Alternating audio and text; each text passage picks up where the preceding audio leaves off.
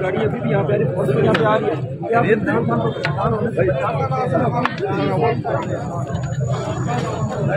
Madam आप लोग पानी पानी पानी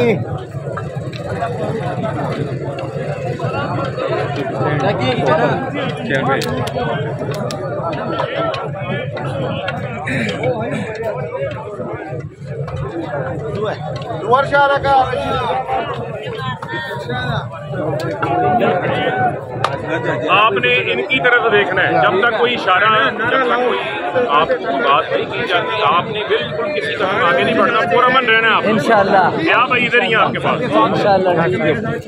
मत जाओ यहाँ पे खड़े हो जाओ, इधर कोई ना जाए, बस खड़े हो जाओ।